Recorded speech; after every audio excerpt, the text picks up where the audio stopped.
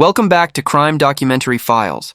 Today we will explore two cases, one of which was so horrific and brutal that the Kazakh authorities at the time tried to suppress public opinion, even deliberately obscuring the perpetrator's image and information, maintaining strict secrecy. But why would a murder case need to be concealed like this? Who is this killer whose identity needed more protection than the victim's suffering deserved? Let's find out. Edelova Ayajan was born in 2002 in the old district of southern Almaty, Kazakhstan. Her father was a freight truck driver who spent his days on the road. Her mother worked as a supermarket cashier, often pulling shifts of more than 10 hours straight. The couple worked tirelessly from dawn to dusk, saving every penny just to give their daughter a better education. From middle school, Edelova had already shown remarkable artistic talent. She once used her allowance to buy fabric and transformed her school uniform into fashionable dresses, to the point where classmates would ask her to design clothes for them. In 2019, Edelova was admitted to Almaty National Technical University, majoring in fashion design, and quickly became a standout student known for her creative thinking and sharp insights in class. Her notebook wasn't just filled with lecture notes. It was packed with design sketches ranging from classical to modern minimalist styles, each one meticulously annotated with fabric choices, color schemes, and techniques. Outside of class, to help support her family, she worked part-time at a tailor shop. Not only was she talented at design, but Edelova was also skilled at pattern making and quickly earned the trust of customers. Her future once seemed destined to be bright and full of promise. Unfortunately, the appearance of one man would put an end to everything. On a rainy day in November 2020, a man named Torabakov walked into the tailor shop for the first time. He appeared refined, dressed impeccably in a perfectly tailored suit, exuding the air of an educated man of status. With a calm voice and polite manners, he said he wanted to order an elegant outfit for an upcoming academic conference. While waiting for the staff to take his measurements, his eyes happened to notice Edelova, who was deeply absorbed in sketching designs. As if drawn by her focus and talent, he approached and struck up a conversation. Torabakov introduced himself as a pharmacist working at a local pharmacy, but beyond his profession, he harbored a deep passion for aesthetics and art. Edelova, who loved knowledge and was always eager to learn, was quickly drawn in by his eloquent words and persuasive manner. Their conversations gradually expanded from fashion design to broader subjects like art history, Eastern and Western philosophy, and perspectives on beauty and life. With each meeting, Torabakov skillfully displayed his vast knowledge, earning more and more of Edelova's admiration and trust. Beyond just conversations, Torabakov frequently brought Edelova valuable books on design, art, and aesthetics. He even enthusiastically invited her to visit the pharmacy where he worked, eagerly explaining the aesthetic principles hidden within pharmaceutical preparation. With her innocent, pure nature, having never experienced the dark corners of society, Edelova never once doubted the true motives behind his special attention. She had no idea that with each step, she was walking deeper into a dark abyss that this cunning predator had carefully laid out. On March 19, 2021, Edelova woke up early with a radiant mood, eagerly preparing for what she believed would be a very special day. As usual, she arrived at the tailor shop before opening time, but today her steps seemed lighter, and a bright smile never left her face. While her hands busily arranged colorful bolts of fabric on the shelves, she softly hummed her favorite tunes, occasionally glancing at the clock with anticipation. Tonight, she had a romantic date with Alexander, her boyfriend. Edelova and Alexander had met during an event at their university's arts club. Since they both studied design, they quickly found countless things in common. Their conversations seemed endless, and every meeting brought them joy and deep understanding. After 6 months of dating, their feelings for each other had grown deeper and stronger. Tonight's date had been planned in advance with excitement from both sides. First, they would watch a newly released movie at the theater, then stroll to the city center to check out a restaurant that was trending on social media. At 4 p.m., Edelova finished her last tasks for the day and hurried into the changing room. She carefully changed out of her work clothes, putting on her white sweater paired with jeans. Before leaving the shop, she took out her phone and sent Alexander a sweet message. "Honey, see you tonight." But as time passed and the movie was about to start, Edelova was still nowhere to be seen. Alexander stood in front of the theater, his eyes constantly scanning the crowd, hoping to spot his girlfriend's familiar figure. He took out his phone and called, once, twice, 3 times, but the other end only rang endlessly with no answer. At first, he reassured himself that maybe she had an unexpected errand, or her phone was in her bag where she couldn't hear it. He sent a text message asking if everything was okay, then continued waiting. But half an hour passed with still no response. Worry began to creep into Alexander's heart, and his unease grew stronger by the minute.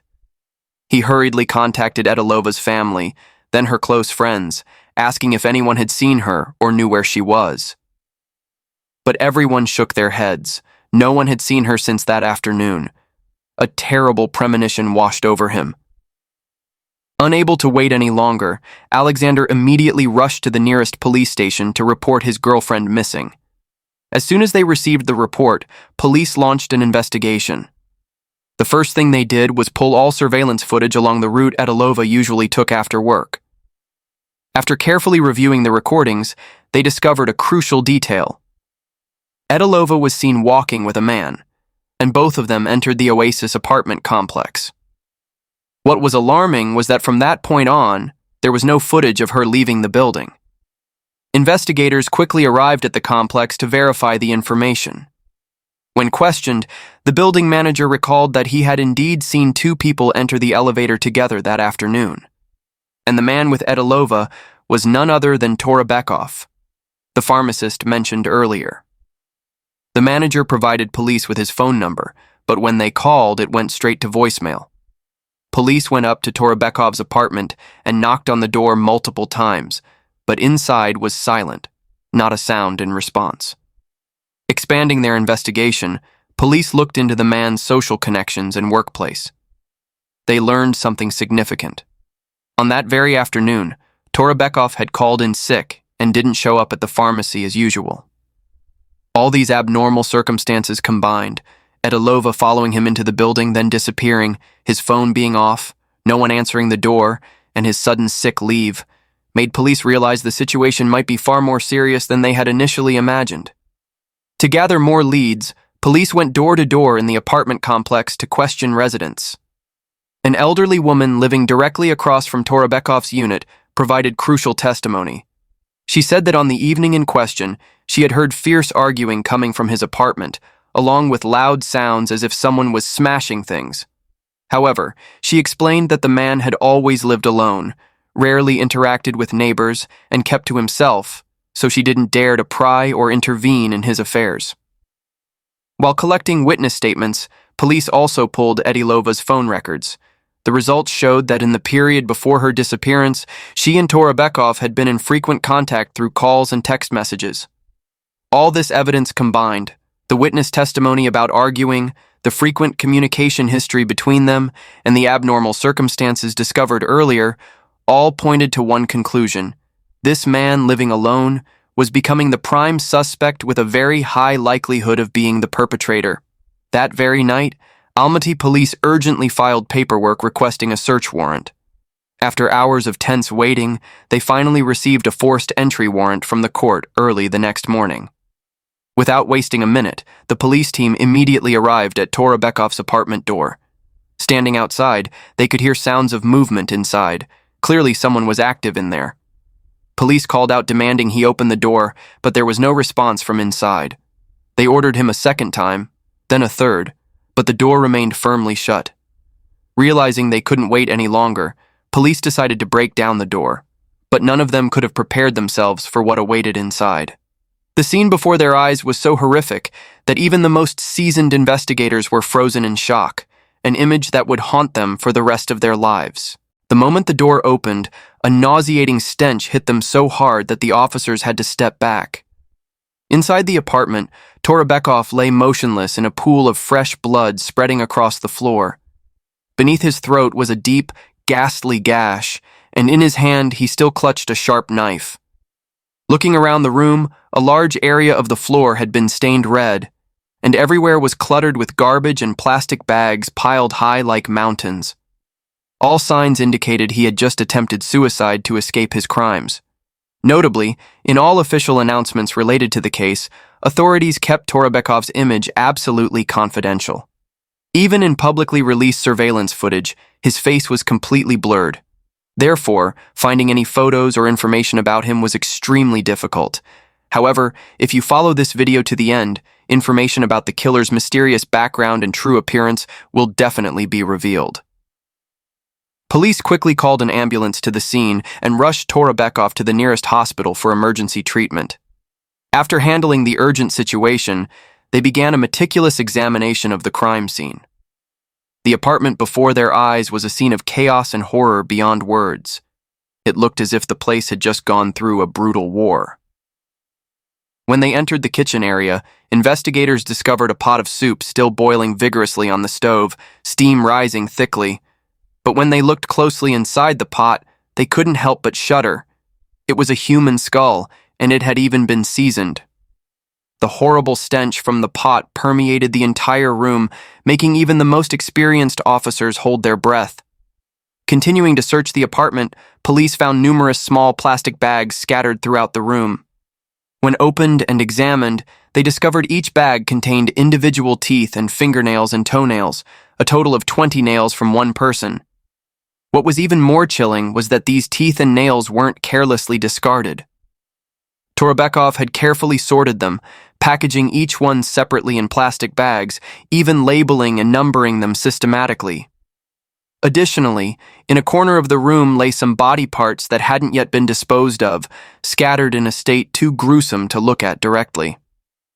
In the following days, police expanded their search throughout the city and gradually discovered the victims' remaining body parts in trash bins across various areas.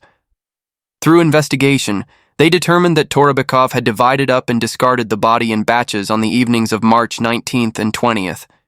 He probably didn't expect police to get involved so quickly. Based on evidence collected at the scene, police made a preliminary assessment of what happened. Edelova had been brutally attacked by Torabekov after refusing his sexual advances inside the apartment.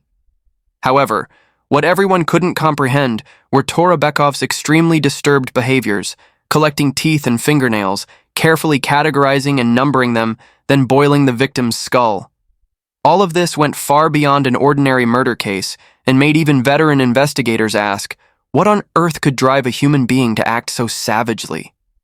When the terrible news reached them, Edelova's family completely fell apart. Overwhelming grief consumed them as they faced the brutal truth that their beloved daughter had met her end in a manner no one could have imagined. Edelova's younger brother, in an interview with the press, couldn't contain his emotions when speaking about the killer. That guy is a complete lunatic. If he simply wanted to cover up his crime, why would he pull out every single tooth, peel off every fingernail, and carefully put each one in separate plastic bags? What was the point of that? This furious question was exactly what anyone who learned about this case couldn't answer. From the day they received the devastating news, Edelova's parents were constantly in tears. The couple couldn't accept the reality that their precious daughter, who hadn't even graduated from college yet, who hadn't had the chance to fulfill her dreams, had left them forever in such a painful way. As for Alexander, after learning everything that had happened, he seemed to lose his soul entirely. He sat sobbing outside the police station, unable to stop blaming himself for failing to protect the girl he loved. As details of the case were gradually reported by the media, news of Edelova's horrific death quickly spread everywhere. Her classmates and teachers were both grief-stricken and horrified when they learned what had happened to the talented girl they once knew. Not just those who knew her personally, but residents of Almaty fell into a state of fear and anxiety. Many women began to feel unsafe about their own security when going out. On social media, topics related to the case quickly became top trending searches, attracting the attention of millions. However, shortly after, an action by the Kazakhstan government caused intense dissatisfaction among the victim's family and the general public. When the case officially entered legal proceedings, in all legal documents and released reports, Torabekov's image was carefully blurred. Beyond basic information like his name and occupation, all other personal details about him were kept strictly confidential. When reporters questioned the reason for this, the Ministry of Justice only gave a vague answer that it was to protect privacy, but never explained whose privacy they were protecting, the killers or the victims. This dismissive and unconvincing explanation not only failed to calm public suspicion, but instead added fuel to the fire, causing speculation and questions to spread even further. On March 29, 2021, after more than a week of treatment by hospital doctors, Torobekov gradually recovered from the self-inflicted wound. As soon as his condition stabilized, he was immediately transferred to prison for interrogation. Faced with undeniable evidence collected by police, Torobekov quickly admitted that he was the one who had killed Edelova. However, he would only accept guilt under certain conditions. Specifically, he firmly denied having sexually assaulted the victim, and also refused to admit to other charges such as intentional desecration of a corpse. When questioned about his systematic collection of the victim's fingernails and teeth, he argued that it was purely a way to hide evidence of his crime, to make identifying the victim more difficult, not to torture or coerce her while she was still alive. Several months after the incident, the Almaty City Court conducted a secret trial of this high-profile case. The trial was completely closed. Even the victim's family was not allowed to observe. The court's stated reason was that the case was too brutal and shouldn't receive excessive attention. This reasoning was almost laughable, giving the impression that something was being covered up. Since the case was already known to everyone, shouldn't they have been more transparent to demonstrate the justice of the law? This approach not only failed to achieve its goal, but made the public wonder, did the killer have some kind of special background? What made the public most difficult to accept was the timing of the case. Just a few months earlier, at the beginning of 2021, Kazakhstan had officially abolished the death penalty, meaning no matter how savage the crime, the perpetrator couldn't face the ultimate punishment. Several months after the incident, Almaty City Court delivered its final verdict, and the result was what many had predicted. The court found Torobekov guilty of murder and sentenced him to 25 years in prison, while also ordering him to pay approximately $43,000 in compensation to the victim's family. Notably, throughout the trial and after sentencing, authorities continued to maintain absolute secrecy about the killer's identity and image, not releasing any photos or detailed personal information to the public. After the sentence was announced, Edelova's family was consumed by anguish and outrage. In their eyes, the killer had not received punishment fitting his savage crimes. Their daughter's beautiful life, a young woman full of talent and dreams, was ultimately compensated with just $43,000. What made them even more bitter was the killer's future prospects.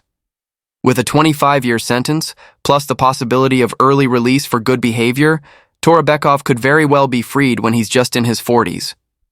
By then, he would still have an entire life ahead of him to start over. Meanwhile, Edelova would forever remain in the cold ground, and her family would carry the pain of losing their daughter for the rest of their lives.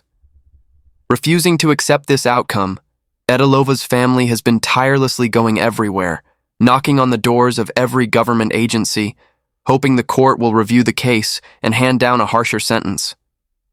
Not just the victim's family, many Kazakhstan citizens have also expressed deep dissatisfaction with this verdict.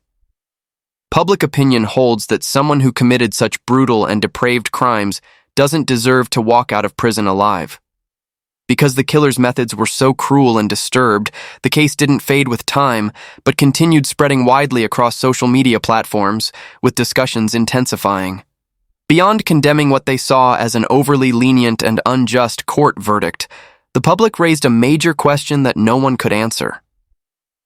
Why did the government not only fail to severely punish the killer appropriately, but also work so hard to mysteriously protect his identity information? Was there something shady going on behind the scenes?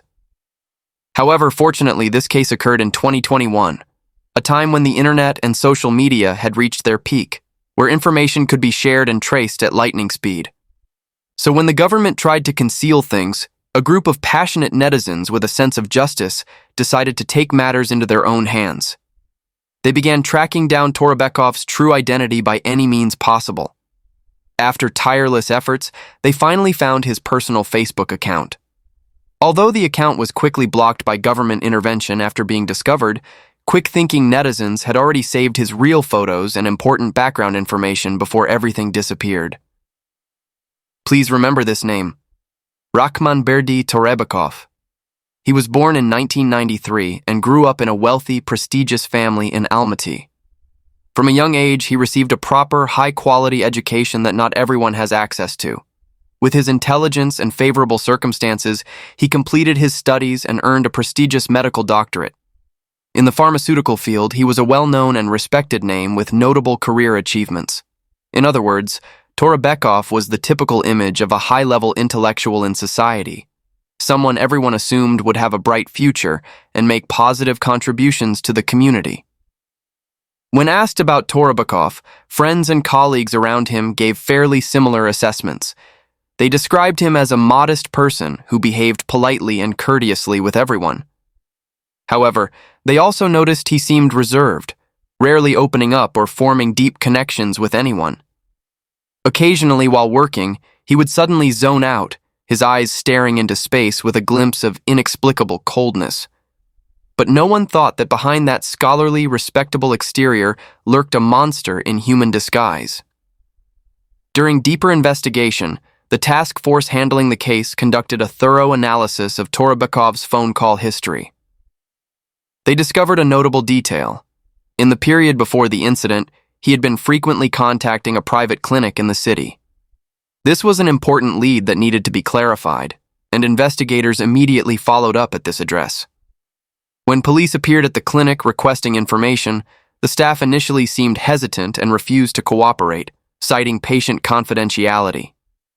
However, after police explained the full background and severity of the case, they finally agreed to disclose everything they knew. The truth that emerged shocked everyone. It turned out that Torebekov had been suffering from serious psychological disorders and had visited this clinic for treatment multiple times. No one could have imagined that this man, who appeared to be a high-level intellectual with a prestigious medical doctorate, respected by society, was actually a hypocrite hiding a terrifying, bestial nature within. When the killer's true face was exposed to the public, the wave of outrage in society erupted more violently than ever, reaching its peak. Under enormous pressure from public opinion, many previously unknown details about the case gradually came to light. As mentioned earlier, during the search of Torebekov's apartment, police discovered a body part at the scene. Initially, investigators assumed it belonged to Edelova, since in the following days, they had found her remaining body parts in trash bins scattered throughout the city. However, to ensure accuracy and caution in the legal proceedings, the forensics department still conducted DNA testing on all collected samples. But the test results left everyone stunned. The body part found inside Torebekov's apartment didn't match Edelova's DNA at all. In other words, that body part belonged to someone else. This shocking discovery raised a terrifying hypothesis. Edelova might not have been the only victim. However, when confronted about this shocking finding, Torebekov firmly denied any connection. He insisted it was all just a random coincidence, and he himself had no idea why that random stuff had appeared in his apartment. No matter how hard investigators pressed him, he maintained just one attitude. "I don't know anything. This has nothing to do with me." As for whether police have continued investigating this lead further, no official information has been released to date. However, based on existing evidence, we have solid grounds to make a troubling inference. Torebekov may not have killed just one person. He may be a true serial killer. Why make such a claim? Analyzing from a criminal psychology perspective, his behavior of collecting and preserving victim body parts is a classic manifestation of trophy-collecting psychology, a trait commonly seen in many serial killers throughout criminal history. For these individuals, trophies obtained from victims serve as tools that allow them to relive and re-experience the feelings of control and absolute power they had during the crime. Torebekov's choice to collect fingernails and teeth was probably not random. These body parts carry each person's unique biological characteristics, allowing him to recall memories of each victim more clearly and intensely, thereby satisfying the sick cravings deep within his soul. Furthermore, There's an even more notable detail. Torobekov didn't just collect these trophies. He carefully labeled and numbered each one. This highly ordered and somewhat ritualized behavior clearly reflects his inner psychology. Looking at Torobekov's daily life, we can see a contradictory picture. On the surface, he was polite, courteous, and educated. But behind that exterior, he was closed off, never wanting to open up or form deep connections with anyone. Perhaps in life and work, despite his achievements, he didn't receive the attention and recognition he craved. Especially when facing the opposite sex, he may have carried psychological demons, wounds that couldn't be healed. Therefore, through torturing and taking victims' lives, through managing his trophies with precise codes and systems, he built for himself a dark world where he was the absolute ruler, the all-powerful king that no one could challenge. This was his way of compensating for feelings of powerlessness and lack of control in real life. Moreover, there's a pattern that criminal psychologists have identified. For serial killers, once they start, it's nearly impossible to stop. Each time they commit a crime and escape legal punishment becomes a reward in their minds, reinforcing their belief that they can continue without consequence. This makes them increasingly arrogant and bold, and their methods escalate in brutality and depravity. The following case took place in China. In 2005, shocking news spread throughout Henan Province, China. Debin, a man with a PhD from the United States, a former university professor and graduate student advisor, who was serving as vice governor of Henan Province, was sentenced to death for murdering his wife. The question is, how could an elite intellectual and high-ranking official fall so far as to become a criminal facing execution? Debin was born in 1953 in a small village in Henan Province. His father was disabled, and his mother was seriously ill. Despite extremely poor study conditions, he always strived for excellence. His talent and diligence led to his election as the village's youth league secretary at a point in Debin's life. Right after graduating from junior high school, he was fortunate to be admitted to Henan Agricultural Institute, now Henan Agricultural University. At that time, university admissions were based on recommendations from local organizations. With his good background, he was selected. University students then were called worker, peasant, soldier students, and Debin seized this precious opportunity to change his fate. Throughout his time at the university, Debin consistently proved to be an outstanding student with an insatiable thirst for knowledge. After graduating, he went on to become one of the first graduate students at Henan Agricultural University, specializing in genetics and breeding. A crucial factor in his success was the mentorship of Professor Fan Lian, who later became the vice chairman of the Henan Provincial People's Congress. Debin was fortunate to be highly regarded by Professor Fan Lian, who provided him with many favorable conditions for his studies and research. By 1982, after completing his master's degree, he decided to turn down a job opportunity at the Ministry of Agriculture to continue teaching at his alma mater. At this time, Professor Fan Lian had secured a valuable study abroad opportunity at Kansas State University in the United States for Henan Agricultural University. Debin was chosen for this opportunity, becoming one of the first Chinese students to study in the U.S. after the Cultural Revolution. Before departing, he married Guo Lihuan, his college classmate. 6 months later, his wife and their infant daughter were also permitted to join him in the U.S.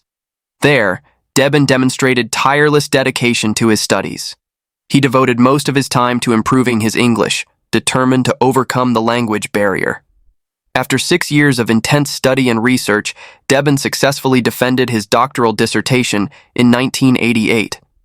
Despite receiving attractive offers from companies and universities in the US, Japan, and the Philippines, and even opportunities to work in Beijing, Debin decided to return to his hometown in Henan. He believed he couldn't forget the oath he took under the red flag before leaving: to study, succeed, and return to serve the motherland. After returning to Henan Agricultural University, Debin achieved numerous notable accomplishments in scientific research. In particular, his research on wheat gene transfer reached international leading standards, making him the province's top expert in wheat breeding. For these outstanding contributions, Debin received special allowances from the state council. With his exceptional work performance, Debin's career rapidly advanced. He successively held important positions such as Dean of the School of Agronomy and Vice President of Henan Agricultural University. The organization department also highly regarded him and viewed him as a potential high-level leadership candidate for further training.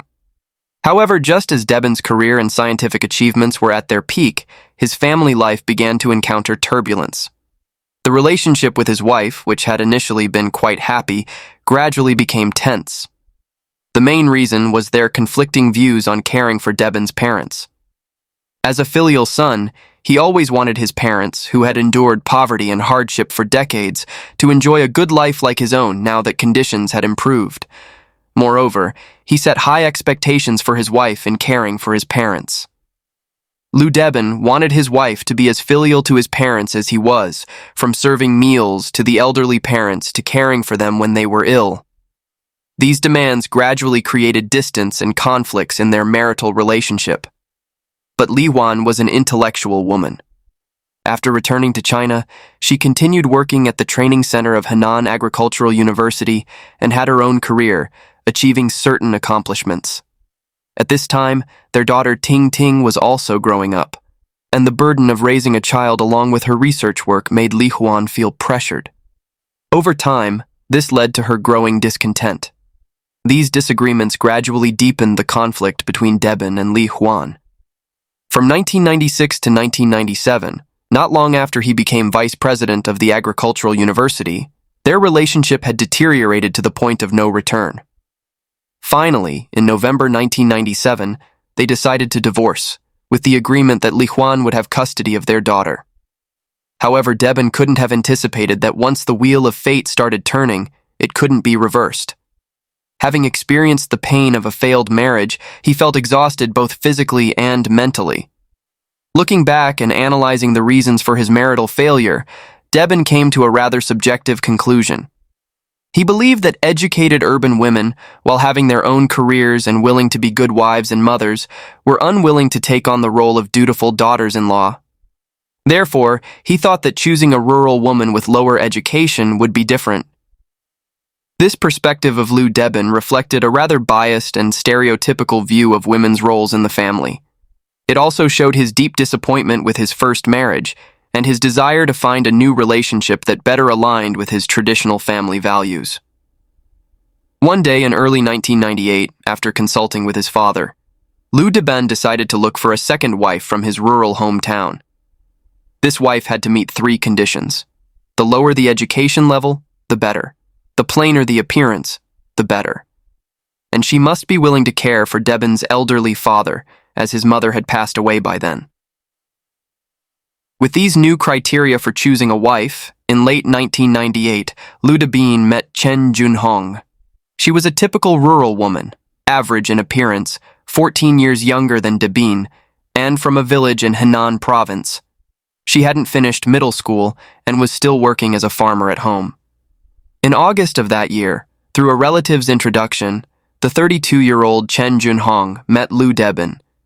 She expressed her willingness to care for Debin's elderly father, a big plus in his eyes.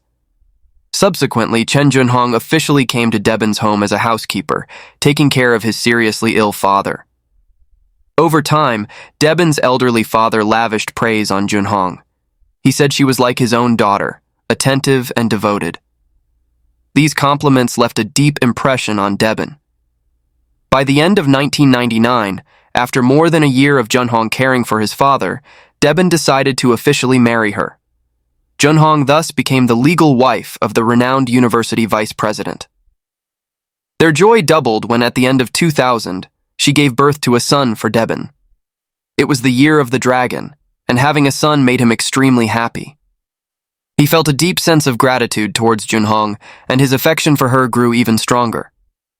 More than a year later, Debin was promoted to vice president of the Henan Provincial People's Government. As a result, the family of 3 moved to live in a spacious 2,150 square foot apartment for provincial-level cadres on Dongming Road in Zhengzhou City. Their life was luxurious, with housekeepers and chauffeur-driven cars. In early 2003, through Debin's arrangement, Junhong got a job in the documentation office of the School of Agronomy at Henan Agricultural University. Junhong had transformed from a rural woman to an urban dweller, from a housewife to a civil servant in a state institution. As her living circumstances changed, Chen Junhong's personality also gradually transformed. From someone accustomed to serving others, she began to show arrogance as the wife of a high-ranking official. She started criticizing family members, treating Debin's secretary like a servant, frequently ordering them to do this and that. If anything displeased her, she would scold them harshly. This change in his wife greatly disappointed Liu Debin. At this time, through an introduction from a former subordinate, he became acquainted with Zhang Mei, the sister of a forestry department leader in Xinjiang City, Henan Province. Zhang Mei, a woman over 40, initially came to Liu Debin for help with work matters. However, after several interactions, Debin began to have feelings for her, a woman full of femininity and understanding. Gradually, the two began a secret affair. Although Debin thought he was acting discreetly, in February 2003, Junhong discovered traces of her husband's infidelity. One evening, when Debin returned home late from entertaining guests and went to take a shower, his phone left on the coffee table suddenly received a message notification. This incident marked the beginning of a series of crises in their marriage. Already suspicious of Debin, Junhong didn't hesitate to check her husband's phone. Her expression suddenly changed when she read an extremely affectionate message signed, "Your little sister who will love you forever." Enraged, she didn't wait for Debin to finish his shower before confronting him.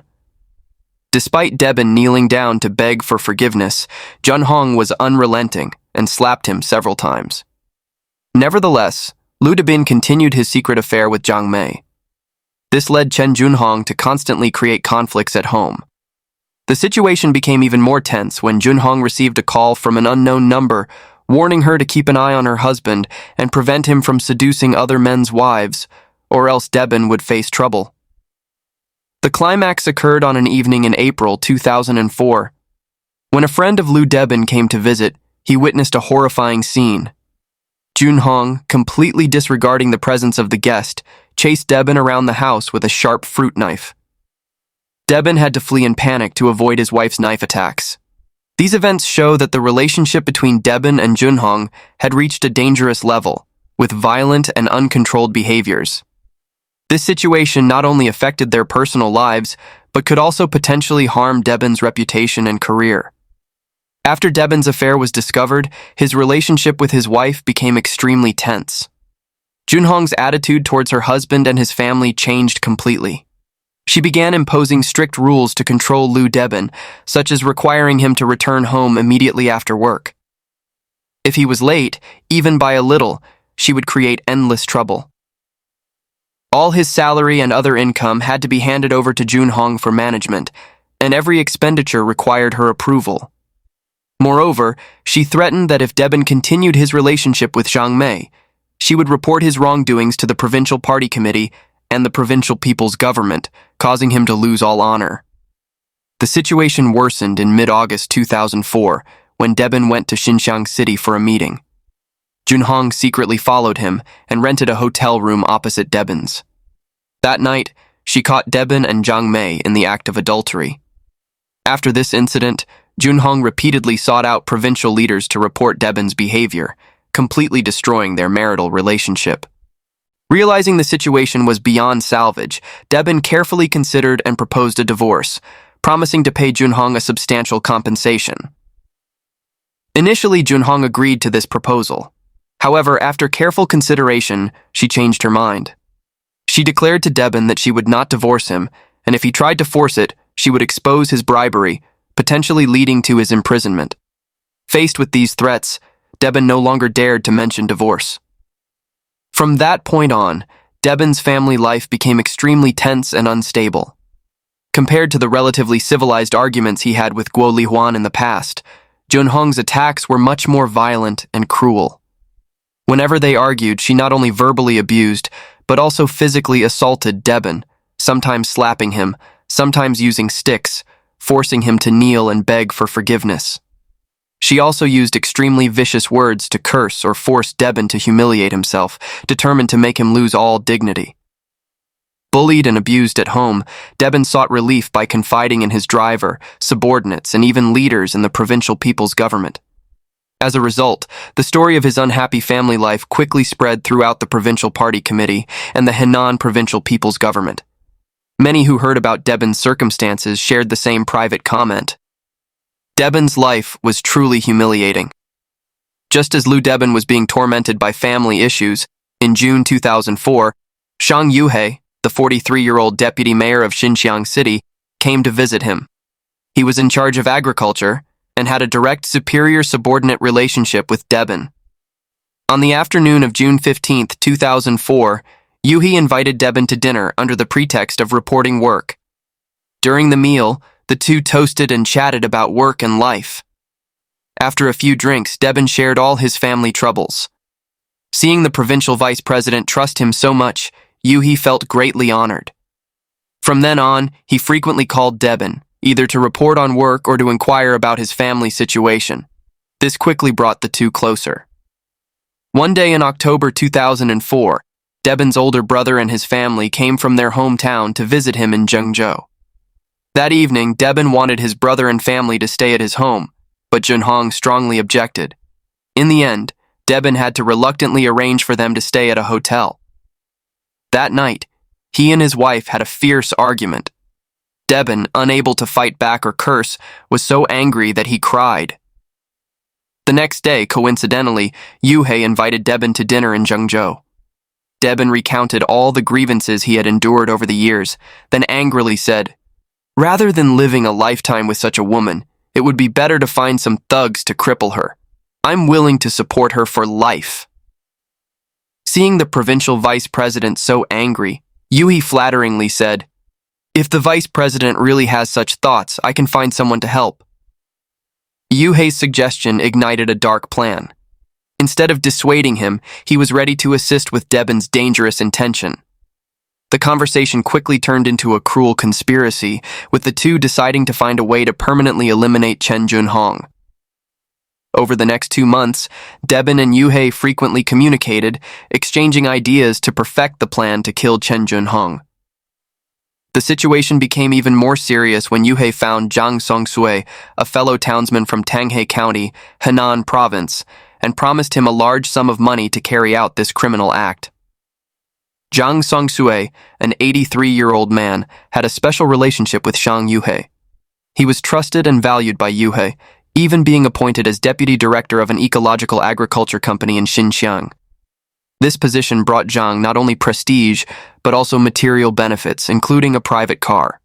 As a result, he always showed great gratitude and was willing to follow all of Yuhei's requests, including illegal and dangerous ones.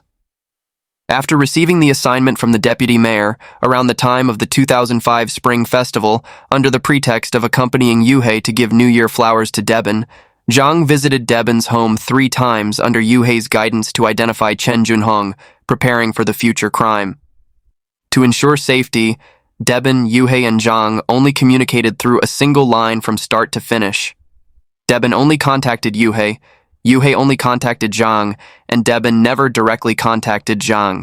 In April 2005, one of Debin's nephews in his hometown got married. He sent 2,000 yuan, about $250, as a wedding gift. Unexpectedly, Junhong found out about this, and the couple had another fierce argument over it. This argument quickly escalated into violence, with Junhong in a fit of rage attacking Debin with a fruit knife, causing injuries to his lower back and genitals. This bloody incident pushed Debin to the brink of despair and hatred. His determination to eliminate his wife became stronger than ever. In the following days, he repeatedly called Yuhei, urging him to take action immediately. By early June 2005, after thorough discussions with Zhang, Yuhei proposed 2 plans to Debin to carry out their dark conspiracy. The first plan was to pose as robbers, attack and kill Junhong at the house in the agricultural university. The second plan, more sophisticated, was to exploit Junhong's desire to buy a car to lure her out and then strike. After considering the plans proposed by Yuhei, Debin began to take the first steps for his sinister plan. He secretly took the key to the house at the agricultural university from the housekeeper when his wife was away, then asked the driver to make a copy. This key was then passed to Yuhei and finally to the killer, Zhang. To avoid detection, Zhang bought 3 new SIM cards from the Unicom network in Zhengzhou. He kept one for himself and gave the other 2 to Yuhei, one of which was forwarded to Debin. These SIM cards were used exclusively for communication among the 3 during the execution of the crime. In early June, Zhang, now with the key in hand, along with his accomplice Xu Xiaotong, an unemployed young man, drove from Nanyang to Zhengzhou to wait for the right moment to act. However, their initial plan encountered an obstacle when they discovered that the housekeeper was always by Chen Junhong's side. Following Debin's instruction not to harm anyone other than Chen Junhong, they had to postpone the plan and switch to the second option. Meanwhile, Junhong had passed her driving test and asked her husband to buy her a car, but he refused. After being rejected, she scolded Debin for being heartless. Subsequently, Chen Junhong felt increasingly that her husband was cold and distant, so she said she had compiled a list of Debin's bribery incidents, which she was ready to send out. This terrified Debin, prompting him to call Yuhei and tell him to quickly eliminate his wife. Just as Yuhei had finished preparations, Debin began to have doubts.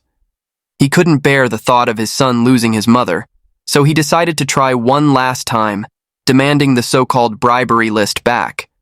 But Junhong told him, "Give it up unless you kill me. Even if I die, I'll drag you down with me." These resolute words left Liu Debin completely hopeless. On June 7, 2005, Yuhei called Junhong and told her that someone was willing to spend 150,000 yuan, about $18,750, to buy her a car. He said this had been discussed with her husband, who agreed, and tomorrow they could take her to see the car and buy it if she liked it. Junhong was overjoyed and immediately agreed to go see the car the next day. Because he was busy with work that day, Yuhei carelessly used his regular work SIM card to call Junhong, instead of the Unicom SIM card that Zhang had prepared specifically for him. He couldn't have imagined that this small oversight would leave a clue for the police to quickly solve the case later. Early in the morning of June 8, 2005, Yuhei took 150,000 yuan from his savings and gave it to Zhang. This cash was meant to both deceive Junhong, making her trust and lower her guard, and serve as payment for Zhang and Xu after the crime. Around 10 a.m., Zhang used the dedicated Unicom SIM card to contact Junhong, luring her out. The 3 sat in the Passat car that Yuhei had prepared in advance to go see the car. The bag containing the 150,000 yuan in cash was left in the car, with the zipper intentionally left open for Junhong to see, making her believe they were really taking her to buy a car. On the way, Zhang drove through many winding roads. When Junhong noticed they were going in the wrong direction, she questioned where they were taking her. Realizing the situation was about to be exposed and seeing that no one was paying attention to them, Xu, who was sitting in the back seat with Junhong, suddenly strangled her until she lost consciousness.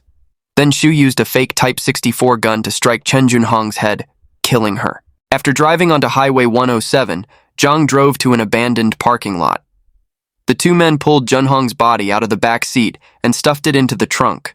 Then, Zhang got out of the car and took a bus back to Xinxiang, while Xu drove alone to Tonghe County to dispose of the body. That night, Xu used sharp knives to dismember Chen Junhong's body, put it in sacks, added stones, and threw it into Hushan Reservoir in Nanyang. To provide an alibi for Debin to report to the police, at 2 p.m. that day, following Yuhei's instructions, Xu used the phone dedicated for the crime to send a message to Debin's regular phone. "Your wife is with me. If you want her to live, quickly prepare 500,000 yuan, creating a scenario that Junhong had been kidnapped." When Debin received the message, knowing that Chen Junhong had been killed, he told the provincial government staff to report to the police that his wife had been kidnapped. The kidnapping of a provincial vice president's wife quickly became the focus of attention for the entire government system. Upon receiving the report, the deputy governor, who was also the director of the provincial public security department, ordered a thorough investigation. News of the case spread rapidly to Beijing, prompting a high-ranking official from the Central Political and Legal Affairs Commission to intervene, demanding the case be solved as soon as possible and a satisfactory explanation be provided to society. Responding to pressure from above, the Zhengzhou City Public Security Bureau immediately formed a special task force and concentrated all resources on the investigation, naming the case June 8th case after the date it occurred. During the investigation, the task force discovered an important clue. Besides calls from unknown numbers, there was a suspicious call from Shang Yuhei, deputy mayor of Xinjiang City, to the victim just one day before the incident. This discovery quickly led to Shang Yuhei being detained by the police for investigation. Realizing the situation had been exposed, Yuhei quickly confessed to killing Chen Junhong along with Zhang and Xu and revealed the mastermind behind it all was the provincial vice president, Liu Debin. At this point, the case of Debin's wife's murder was solved. On June 15th, the procuratorate approved Liu Debin's arrest. The vice-provincial governor conspiring to murder his wife was not only shocking news for Henan province, but also set a national record, the highest-ranking official to be charged with premeditated murder since the founding of the People's Republic of China. Subsequently, police recovered the victim's remains from the bottom of Hushan Reservoir. Faced with irrefutable evidence, Liu Debin quickly admitted to hiring hitmen to kill his wife. On July 22, 2005, the Zhengzhou Intermediate People's Court held a public trial. The defense lawyers for all four defendants acknowledged their clients' guilt in the intentional homicide, but argued that their clients were not the main culprits and requested reconsideration of the sentences. In his final statement, Liu Debin said he had studied for over 20 years and made certain contributions to the country, hoping the court would give him a chance to start anew, so that in his remaining years he could contribute to society and atone for his crimes. However, all was in vain. After 10 hours of trial, the judge determined that the actions of Liu Debin and the others constituted the crime of intentional homicide. On the afternoon of September 30th, 2005, the Zhengzhou Intermediate People's Court announced the verdict. Liu Debin was sentenced to death in the first instance trial. His accomplices Shang Yuhei, former deputy mayor of Xinjiang City, and the two killers Zhang Songshui and Xu Xiaotong were also sentenced to death. Right in the courtroom, upon hearing the death sentence, Liu Debin became very emotional, refusing to be handcuffed and shackled. He immediately declared he would appeal. On October 17th, the Henan Provincial High Court rejected the appeal and upheld the original sentence. The Liu Debin case came to an end. What are your thoughts on these brutal cases? Share them in the comments below. Thank you for watching and see you in the next video.